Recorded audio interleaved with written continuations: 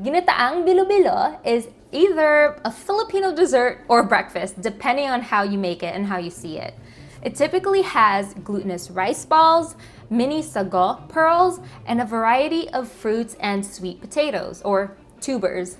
And it's all cooked in coconut milk. And when I make this dish, I'm telling you, I eat it every single day until it disappears. Ginataang Bilo-Bilo can be as simple or as assorted as you want it to be. So for my recipe, I'm gonna just throw in a bunch of things in here so that you can get a good idea of what you can put in yours to make it taste really good. You can just pick the ingredients that you want. Okay, so let's get started. In a large pot, throw in a 13.5 ounce can of full fat coconut milk. After that, add 1/2 cup of water. Then throw in glutinous rice balls. These will cook in like 1 to 2 minutes. It's easy to make plain glutinous rice balls, but I bought these because they're filled with black sesame paste just to change things up. Plus, this only cooks in like 2 minutes. By the way, I put the ingredients and measurements in the description below so that you can access it. Now let's chop up our ingredients, starting with the burro bananas.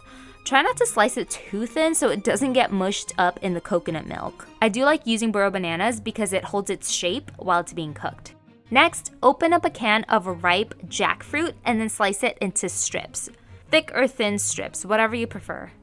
So that's it for the fruits. Next is the purple sweet potato. You can use a variety of tubers if you'd like. Steam it until it's tender all the way through, which you can test by poking with a fork.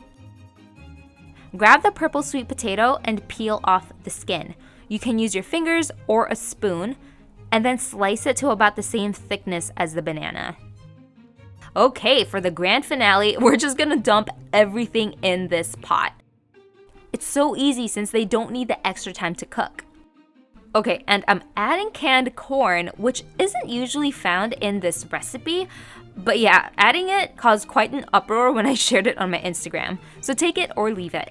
Add in 2 tablespoons of honey, 1 teaspoon of vanilla extract, this is optional, and then a pinch of salt. And then we're just gonna let them simmer here for maybe 3 to 5 minutes just to let everything absorb the coconut milk. And that's it. Wasn't that so simple and quick? Usually people add mini sago pearls in here, but if you don't have it, that's all right. I highly recommend eating Ginataang Bilo-Bilo hot. And this tastes a lot better after the ingredients sit together for a whole day. Oh my gosh, I was so excited to make this for you guys because guess who now has a week's worth of Ginataang Bilo-Bilo to eat?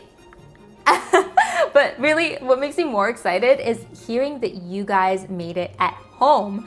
So if you do make this at home, please let me know in the comments below. And also, let me know what you decided to put in your bilo-bilo. All right, time for us to go. I am excited to eat this. But before you leave, if you haven't subscribed yet, please hit that subscribe button and the notification bell right next to it so that you can be the first to know about the weekly videos that I put out on this channel. And with that, I hope to see you back here next week. Bye!